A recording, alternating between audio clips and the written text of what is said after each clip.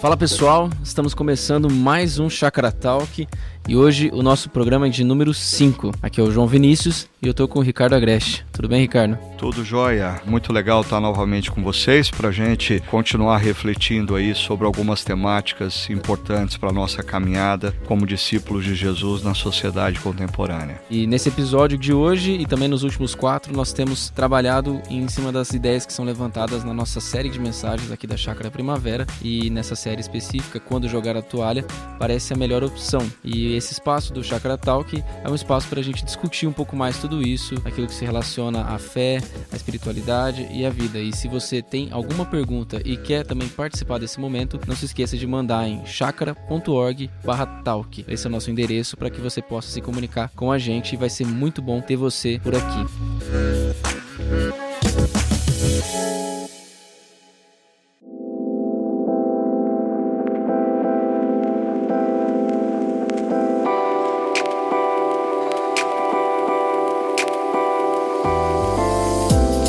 Ricardo, nós terminamos ontem mais uma série de mensagens e fomos muito abençoados com tudo isso. E você lidou com diversas questões como desânimo, frustração, questões emocionais. E eu quero propor aqui um exercício rápido para que a gente possa retomar todo esse conteúdo e a gente poder lembrar das situações que você levantou. E você usou 3 histórias bíblicas nessa sua reflexão: a de Moisés, a de Elias e também de Davi. E eu queria que você falasse pra gente um pouco sobre qual a característica que cada um desses personagens que mais chama a sua atenção.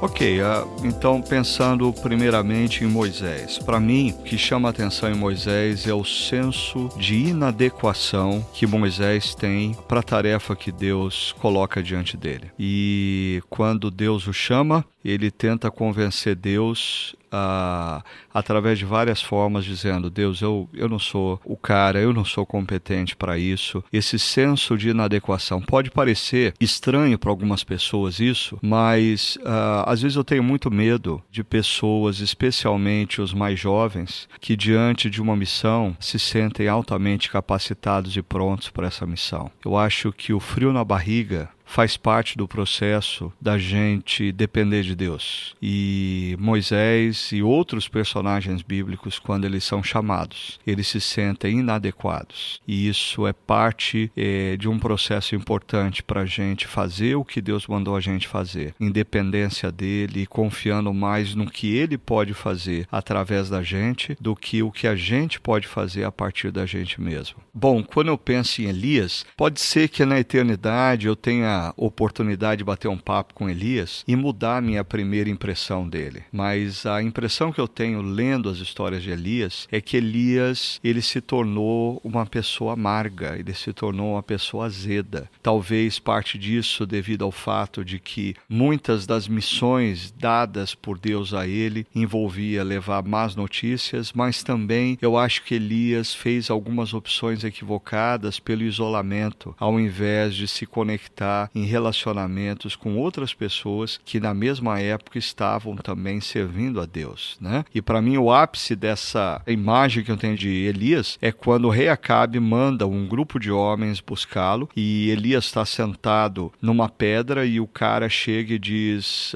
profeta de Deus, o rei Acabe me mandou te buscar. E Elias, sem levantar a cabeça, sem olhar para o cara, simplesmente diz: se eu sou profeta de Deus, que desça fogo do céu e consuma você e os seus homens. E pá, o fogo desce e torra os caras, né? Aí um segundo grupo é enviado e acontece a mesma coisa. Só não acontece a mesma coisa com o terceiro grupo porque o líder daquele grupo fica sabendo das histórias anteriores e ele chega fininho diante de Elias e fala: profeta de Deus, eu primeiramente quero dizer para você que eu sou pai de família, eu tenho criança pequena para criar, ou seja, pega leve, né? Aí Elias resolve pegar leve e vai com os caras. Mas esse mau humor de Elias é uma coisa que eu acho que a gente tem que tomar cuidado na vida, porque nós enfrentamos adversidades, nós enfrentamos situações difíceis. Aqueles que estão no ministério têm que lidar às vezes com pessoas em pecado.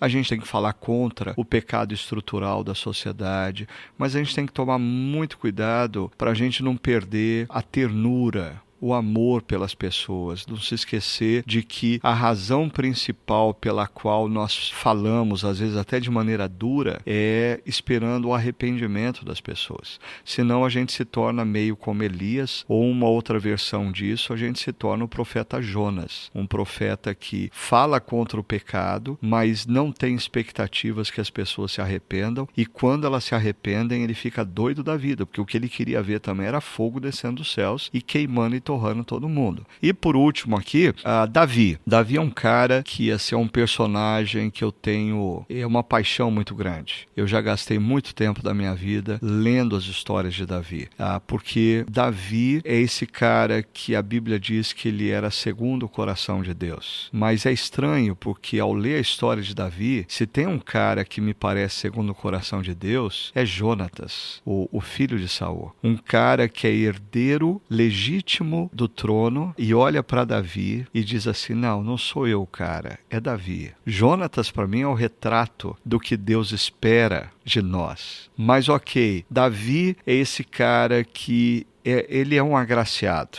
Ele não é ninguém em Belém de Judá. Ele cuida de ovelhas e Deus escolhe ele como rei. Ele não tem nem tamanho físico para ser isso, mas Deus o escolhe e Deus faz dele o rei de Israel. Ele apronta uma lambança na vida dele, toma decisões erradas, a família dele perde o rumo, mas mesmo assim Deus agracia esse cara e sustenta esse cara. Então, para mim, Davi é o reflexo de como Deus se relaciona com a gente. Ou seja, Deus tem expectativas para com os seus filhos, mas a graça de Deus sustenta os seus filhos ao longo da história. E Davi, eu só consigo entender a história de Davi à luz da graça de Deus. Ele é um homem segundo o coração de Deus, porque Deus é tremendamente gracioso. Muito bom. E nessas 3 histórias, ainda nelas, qual é o princípio que você consegue resgatar pra gente, o que é mais importante a partir dessas 3 histórias em cada uma delas? Bom, eu acho que cada uma delas teria inúmeros princípios, mas deixa eu destacar só um, mais relacionado à nossa reflexão nessa série de mensagens. Quando jogar a toalha parece a melhor opção, né? Moisés, eu acho que assim, dentro do contexto que nós analisamos, Moisés nos ensina que a causa primária do nosso esgotamento pode não estar no excesso de trabalho, mas na má gestão da vida. Para mim, assim, isso fica claro quando o sogro de Moisés olha o que Moisés está fazendo e Moisés está se dedicando intensamente a cuidar do povo. Mas Jétro diz, o que você está fazendo não é bom. Ou seja, o problema ali não é excesso de trabalho. O problema é má gestão da vida. Para mim isso é muito importante porque Moisés, com a má gestão do seu tempo, da sua energia, das suas tarefas, ele não está gerando um problema só para ele está gerando um problema para o povo, porque o povo também está cansado. Então, guardem isso. Quando a gente faz uma má gestão da nossa própria vida, não somos só nós que somos prejudicados. É nossas esposas, nossos maridos, nossos filhos, as pessoas que estão à nossa volta pagam um preço, às vezes bem alto, por a gente não ter uma boa administração do nosso tempo, da nossa energia, do nosso esforço físico, né? Pensando no caso de Elias, como eu disse, eu acho que Elias ele se torna um cara um tanto quanto amargurado. E eu acho que um princípio que me vem da vida de Elias é quando, diante do esgotamento, opte pela comunidade e não pelo deserto. A nossa tendência, quando a gente se sente esgotado, é optar pelo deserto. A gente quer ficar sozinho, a gente quer entrar na caverna, a gente quer alimentar a própria depressão. Mas, como a gente viu, Elias tinha conhecimento de uma comunidade de 100 discípulos. E eu acho que no momento em que ele sente medo, no momento em que ele se sente esgotado, no momento em que ele se sente cansado, seria o momento oportuno não dele optar pelo deserto, mas optar pela comunidade.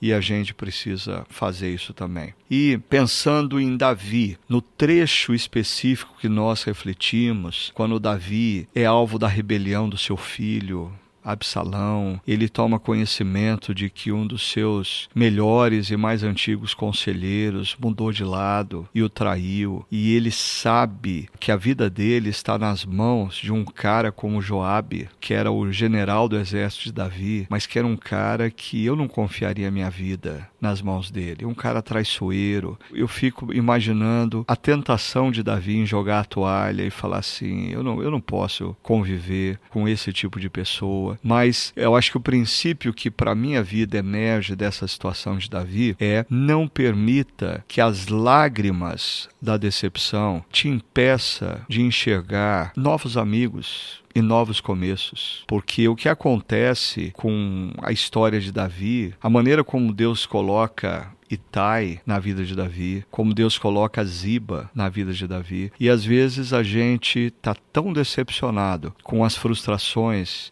e traições que nós vivenciamos, que as nossas lágrimas podem nos impedir que Deus está colocando pessoas no nosso caminho para nos abençoar, para nos restaurar, para nos convidar a uma nova amizade. Então, cuidado para as lágrimas não impedirem você de enxergar o que Deus está fazendo.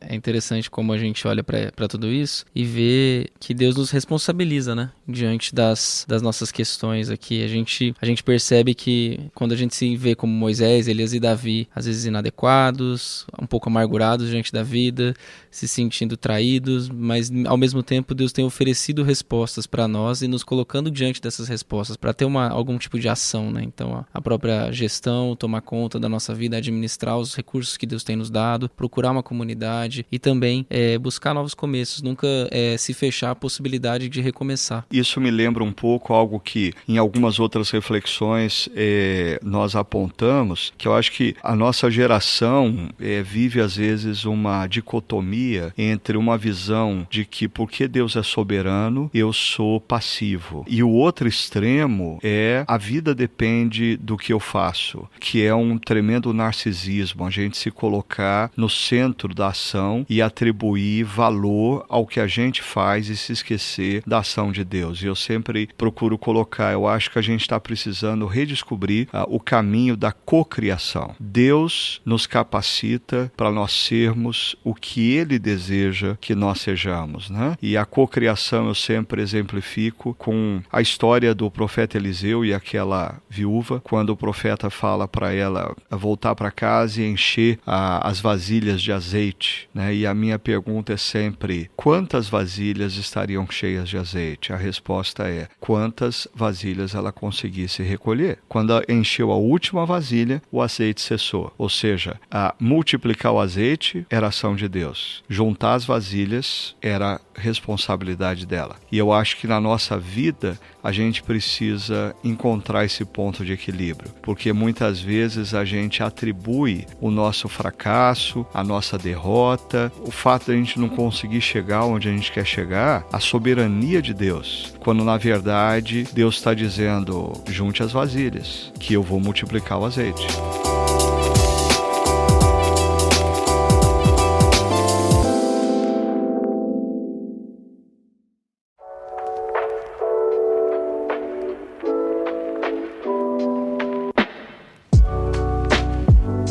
Muito interessante, Ricardo, e isso tem a ver com uma pergunta que a gente recebeu aqui do Henrique, que eu queria trazer para a nossa discussão também. Ele está perguntando sobre um texto bíblico, e ele está falando sobre o texto de 1 Coríntios 9. Eu vou ler esse texto aqui para a gente, pode ser? Aham. O texto diz assim: vocês não sabem que dentre todos os que correm no estádio, apenas um ganha o prêmio? Corram de tal modo que alcancem o prêmio. Todos os que competem nos jogos se submetem ao treinamento rigoroso para obter uma coroa que logo perece. Mas nós o fazemos para ganhar uma coroa que dura para sempre. Sendo assim, não corro como quem corre sem alvo, e não luto como quem esmurra o ar, mas esmurro o meu corpo e faço dele meu escravo, para que, depois de ter pregado aos outros, eu mesmo não venha a ser reprovado. Bom, o que o Henrique quer saber com isso é como a gente pode entender esse trecho bíblico a partir do contexto da cultura de desempenho e toda a temática que foi trabalhada nessa série. Legal, Henrique. Muito obrigado pela sua pergunta, porque ela me ajuda a enfatizar algo que faz parte da minha agenda diante de pastores, líderes e pessoas que frequentam comunidades cristãs. Porque eu diria que muitos pastores, líderes e pessoas vivem uma teologia, como eu gosto de brincar, uma teologia Zeca Pagodinho.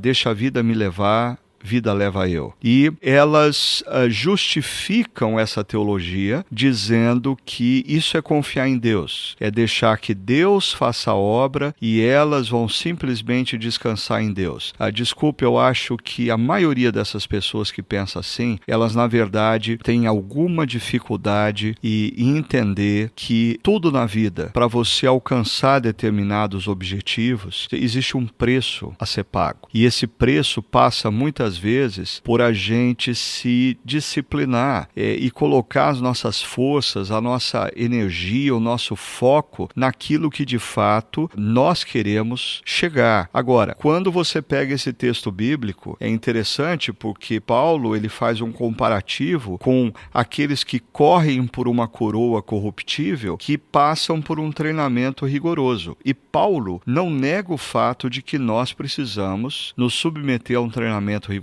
Ele só está dizendo que a nossa coroa não é corruptível. Ou seja, ele está dizendo, nós que corremos por uma coroa incorruptível, aí sim nós precisamos ter maior empenho e não vivermos como pessoas que correm sem alvo. E aí trago para a nossa série um exercício que eu procurei estimular entre as pessoas, é esse exercício de você parar na sua vida, Eclesiastes 3, há tempo para tudo, e nesse tempo que você está vivendo, quais são as 3 linhas de atuação que Deus deseja que você coloque o melhor da sua força física, da sua força intelectual, da sua força emocional. Ou seja, você precisa saber qual é a corrida que Deus está propondo para você. E você precisa responsavelmente organizar a sua agenda, organizar os recursos que você tem e dedicar o melhor de você para isso. E aí, eu não sei, Henrique, se ficou alguma confusão, mas eu queria dissipar se existe essa confusão. Eu acho que existe uma diferença entre a cultura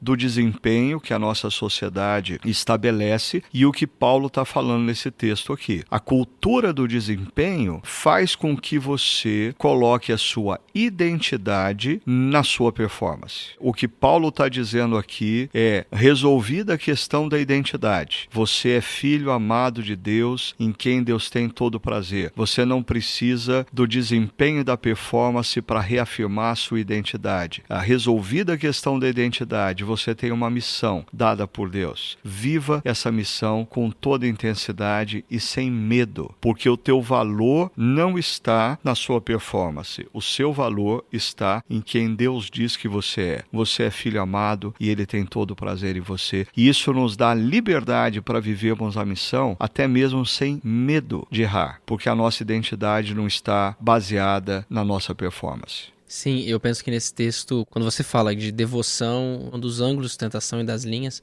você lembra nós sobre a importância de ter uma vida centrada no nosso relacionamento com Deus. É esse relacionamento que orienta todas as outras coisas que a gente faz. E aí me vem uma palavra que me chama sempre muita atenção, que é a esperança. Então, acho que diante desse texto, onde a gente procura uma coroa que não perece, a coroa incorruptível, nós estamos falando de uma esperança por trás. E por causa dessa esperança, que é a esperança que vem a partir da nossa chamada cristão, as coisas que nós fazemos têm a ver com os ecos da eternidade, né? E não com as coisas daqui. Então a gente não trabalha só para ser rico, ter um carro do ano, ter uma casa boa. O nosso trabalho vai muito mais além dessas coisas, né? Tem a ver com uma cosmovisão, ou seja, se a vida se resume para você ao aqui e agora, a história, você vai viver de uma determinada maneira. Mas se você concebe que a história é a antessala da verdadeira história, história, que é uma história eterna, você precisa viver uma relação com a sua profissão, com a sua carreira de trabalho, com o seu dinheiro, dentro dessa cosmovisão. Ou seja, você tem como alvo a eternidade. A história é o nosso espaço prioritário para a missão. Na eternidade, nós estamos desfrutando da presença de Deus e do reino de Deus. Mas agora na história é hora da gente se engajar na missão. Isso muda a nossa relação com todas as coisas que estão à nossa volta. Isso redimensiona os valores que nós atribuímos à carreira profissional, à família, a filhos, aos estudos e tudo mais. É uma cosmovisão cristã que ressignifica as nossas relações na história.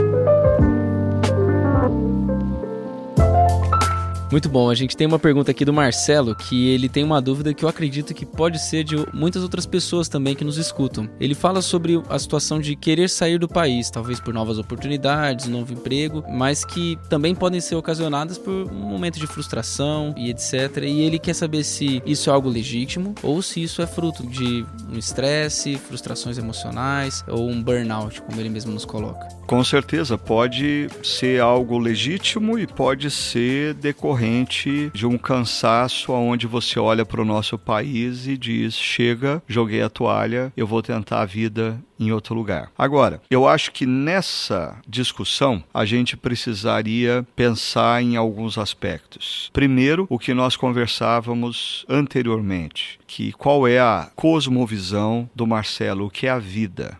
Porque a nossa cosmovisão vai gerar decisões com motivações diferentes. Por exemplo, quando você olha na Bíblia, os movimentos migratórios foram usados para a ação de Deus na história.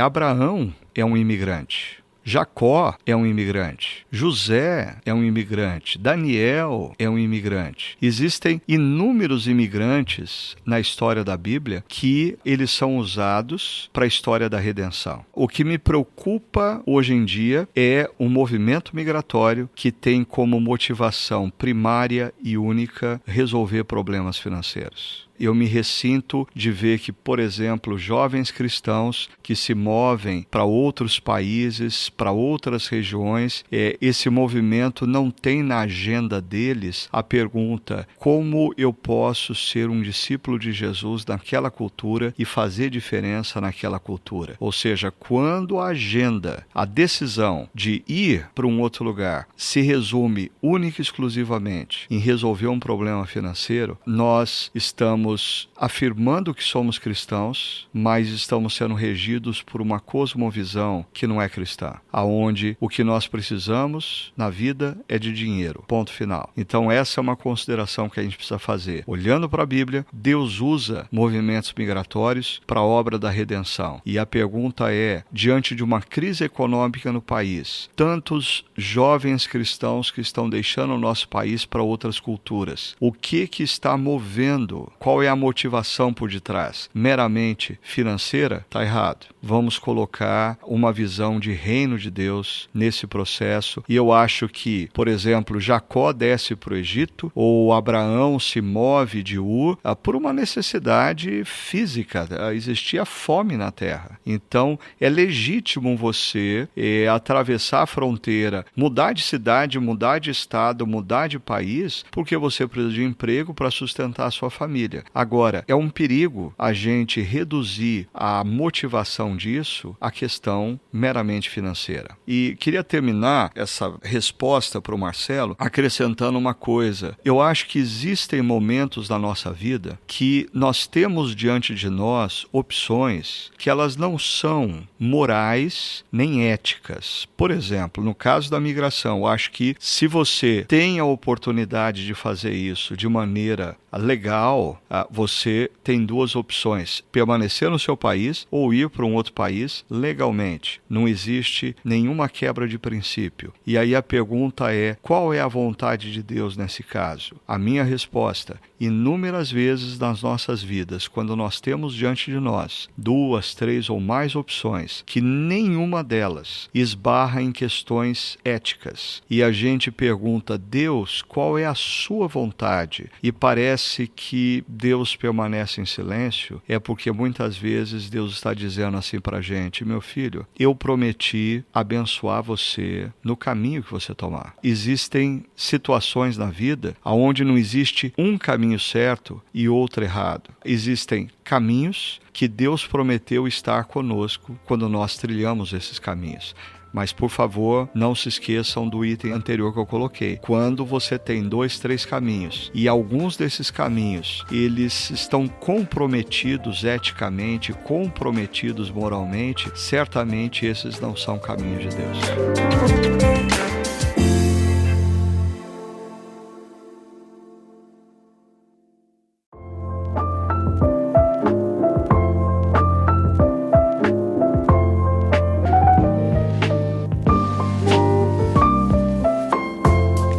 Ricardo, você tem falado bastante sobre tecnologias e redes sociais, e eu lembrei de uma palestra que eu vi do Mike Gorin, que ele falou sobre o uso da tecnologia, e ele deu um conselho bem prático. Ele falou sobre não usar nenhuma tecnologia nem antes de dormir e nem logo ao acordar. Para você, assim, como você acha que a gente pode praticar esse conselho, uma vez que, na minha percepção, essa é a coisa que a gente mais faz. A primeira coisa que a gente olha de manhã é o celular, e aquilo que nos coloca para dormir ao final do dia é um celular também. Eu acho que, primeiro, a gente precisa perceber que a questão não é contra a tecnologia. Senão a gente vai se tornar um bando de Amish que acha que viver com Deus de maneira santa é não abraçar a tecnologia. Eu acho que o problema é nós não percebermos que a tecnologia gera cultura. A tecnologia muda hábitos. A tecnologia atribui determinados valores que começam a formatar a sua vida. Então aí você começa a estar a serviço da tecnologia e não a tecnologia a serviço de você. Eu acho que o que o Mike Gorin sugeriu quando ele colocou isso não foi um estabelecimento de regras. Por sinal, a gente, sempre quando a gente entende que algo é uma regra e não existe razão para a regra, a gente cria o legalismo. Então pessoas podem dizer: ok,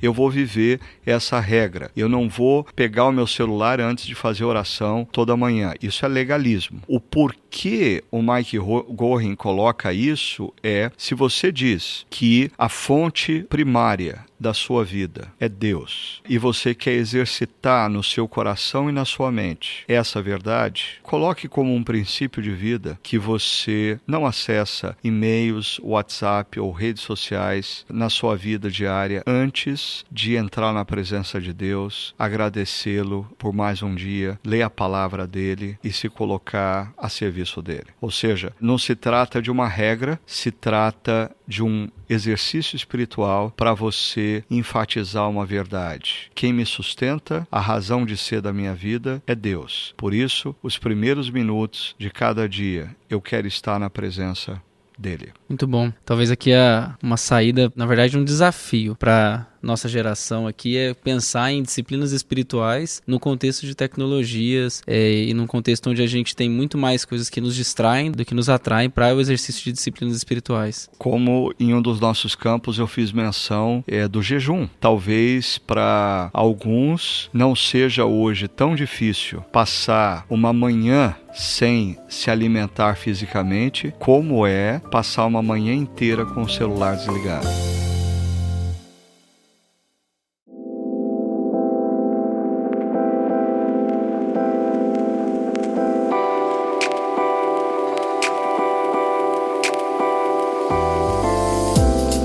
Ricardo, uma outra pergunta aqui sobre... ontem você comentou conosco sobre o poder do Espírito Santo, a capacitação que vem com o poder do Espírito Santo. Você até usou a palavra dynamis no original ali, que nos dá essa ideia. Mas como você acha que o Espírito Santo nos capacita hoje para que a gente, então, não desista diante das dificuldades através desse conceito de capacitação? Eu imagino da seguinte forma, que essa capacitação do Espírito, ela está no realizar. Quando, por exemplo, o Espírito Santo desce sobre os apóstolos em Atos, o Espírito Santo vai capacitá-los para a missão, enquanto eles vão em missão. Então, às vezes as pessoas acham assim que essa capacitação do Espírito, por exemplo, vai tirar de mim a vontade de pecar. Não vai. Eu convivo com uma natureza pecadora. Essa capacitação do Espírito vai me dar vontade de fazer só as coisas certas. Não vai. Deus quer que você cuide do seu corpo, e esse é um princípio de mentoria para você. O Espírito Santo de Deus vai capacitar você a cuidar do seu corpo. Mas quem vai ter que lutar contra a vontade de permanecer na cama de manhã e não fazer exercício físico é você. Essas são as vasilhas que você tem que recolher. Então, existem inúmeras coisas que a gente poderia aplicar isso, mas as pessoas, por exemplo, eu já ouvi de pessoas até relacionados a atos pecaminosos, que elas dizem assim, mas se Deus não queria que eu fizesse isso, Ele teria tirado a vontade de mim. Não, Deus não quer um bando de robôs. E nós convivemos com o Espírito Santo que nos capacita numa natureza ainda disfuncional. Então nós precisamos saber o que Deus espera de nós e exercitarmos o nosso coração e a nossa mente a fazermos o que Deus quer de nós. E a capacitação do Espírito está no fazer, no realizar. E é essa confiança que a gente tem que ter.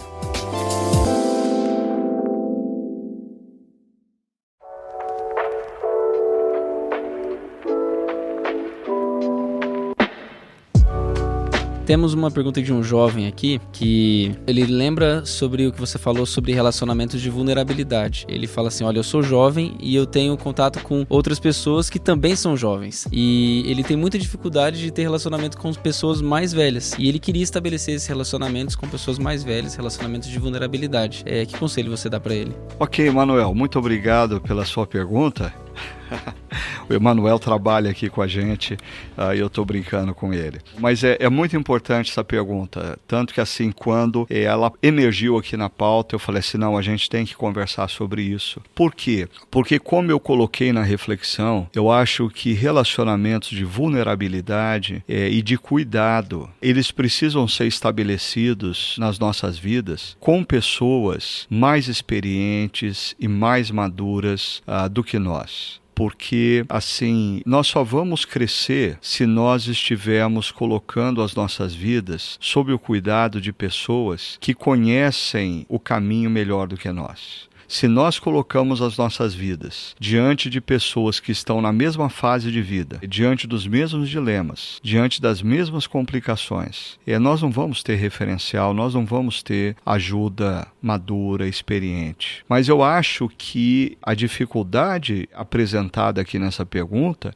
eu acho que ela é derivada da maneira como muitas vezes as nossas igrejas se organizam, incentivando essa coisa do jovem estar com jovem, grupos de estudos bíblicos de jovens.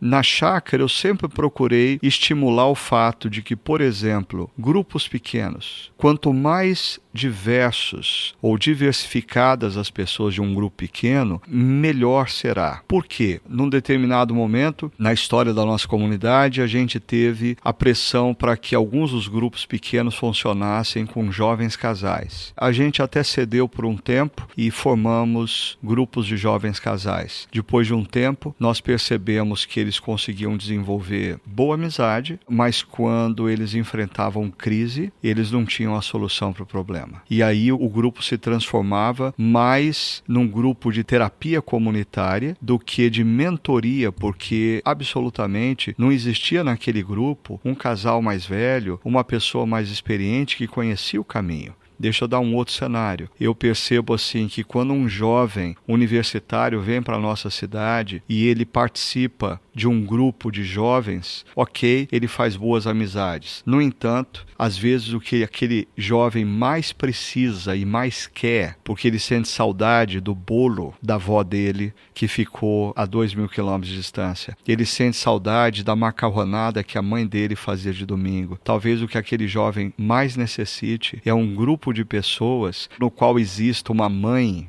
e uma avó, para que no domingo ele possa comer uma macarronada na casa de alguém e numa quarta-feira à tarde que ele está cansado, ele pense, puxa vida, como eu queria comer um bolinho, um café, eu vou visitar a Dona Maria e a Dona Maria me acolhe como a minha avó. Agora, perceba, existe um movimento hoje e grandemente derivado dessa cultura tecnológica das redes sociais, onde a gente vai se unindo, pouco a pouco, só aqueles que fazem parte da nossa tribo.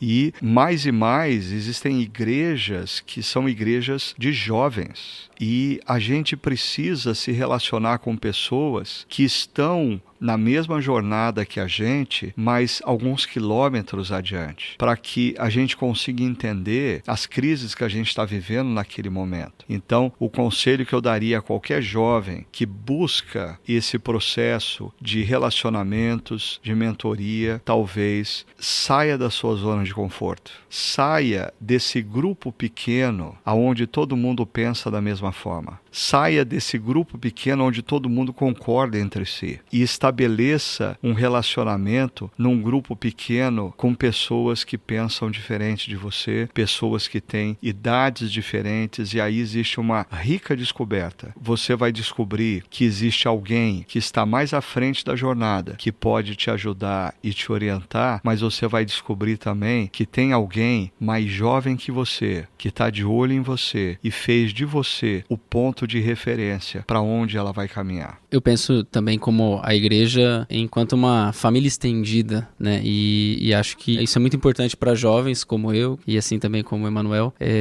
que precisam dessa família, e todos nós precisamos uns dos outros. Acho que isso que você falou é muito, muito valioso. É importante a gente perceber que quanto mais a nossa sociedade viver esse processo de fragmentação de famílias, casais se separando, a família mosaico, eu diria que existe um clamor silencioso na vida de muitos jovens que viram o casamento dos seus pais se esfacelarem. Existe um clamor silencioso por relacionamento com famílias que possam apresentar para eles referência, modelo. Eu vejo jovens que querem se casar e serem maridos. Só tem um problema: aquele jovem, ele nunca viu como um marido ama a sua esposa e lidera a sua família. Então, se você coloca esse jovem no Ministério de Juventude para se relacionar só com o jovem, aonde ele vai aprender e ver como ser um marido que ama a esposa e cuida da sua família? Uma última coisa, quando Paulo fala a Tito, Paulo diz a Tito que são as mulheres mais experientes que precisam ensinar as mais jovens a amarem e cuidarem dos seus maridos. Qual é a crise que a gente vive? As mulheres mais experientes hoje, elas estão tão preocupadas em parecerem com adolescentes que as adolescentes não têm mulheres experientes para se inspirarem. Nós precisamos abrir os olhos e perceber que a grande contribuição da igreja nessa cultura fragmentada e diante das crises familiares é a gente conectar adolescentes e jovens a famílias estáveis, para que jovens homens aprendam o que significa ser um homem que ama sua esposa como Cristo amou a igreja, e para jovem mulher aprender com mulheres mais experientes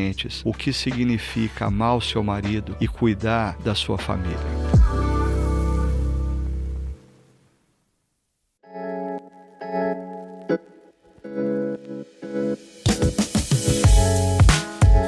Ricardo, muito bom estar aqui com você, e eu também quero agradecer a audiência de nossos ouvintes. Apesar de nós termos terminado a nossa série de mensagens, nós ainda temos muitas outras perguntas e nós vamos ainda trabalhar nos próximos episódios. Então, fique aqui com a gente e até mais, até a semana que vem. Um grande abraço.